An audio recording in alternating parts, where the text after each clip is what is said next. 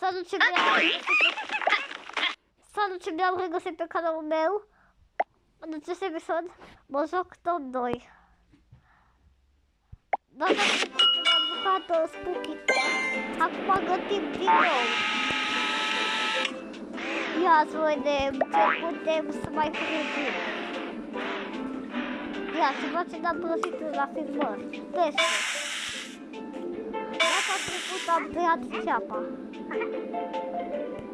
Sminte. În episodul anterior că v-ați uitat la clip, că am postat-o pe YouTube. Hai să punem asta și e gata peștele.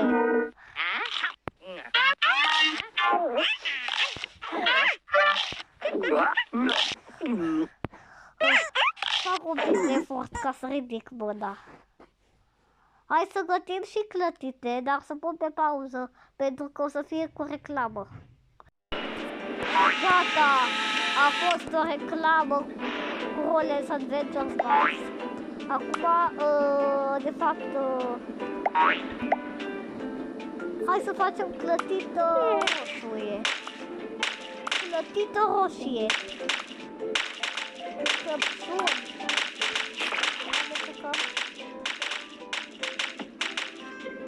Aoleu, ce să dau din gură, că s-au de tare clătită. Și nu o să mă aud. Bine că n-am uitat de clătită, că o să aude.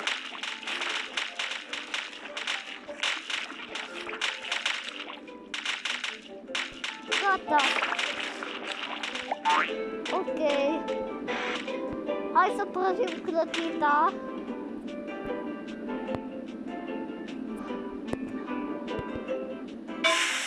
Banana n-am prăjit-o pe filmare. Hai să prăjim chiar acum banana. Să fiu ca un asiatic. Că asiaticii prăjesc banane. Gata, s-a prăjit și banana. Pentru clătita cu căpsuli o să pun să pe căpsuli. Și o banană și e gata. Și felul 2 de mâncare.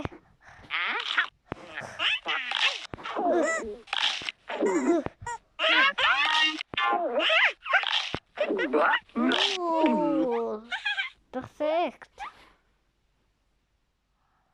Hai să mai gătim o mâncare. Că n-am filmat destul, pentru că dacă repede telefonul meu. Ca notificări de screen recorder. Știi? Da. Cu jocul ăsta se scarcă telefonul la fiecare 3 minute. Hai să prăjim să la Facebook. O foarte bine ca Mars. E bine, nu la Mars.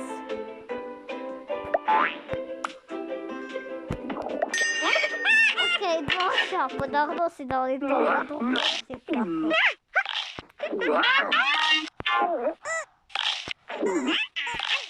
Am dus la 100. Ok.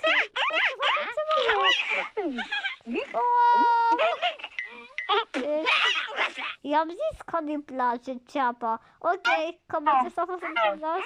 Sper că vă plăcut. Nu să dați like și ne auzim data viitoare. Pa, pa!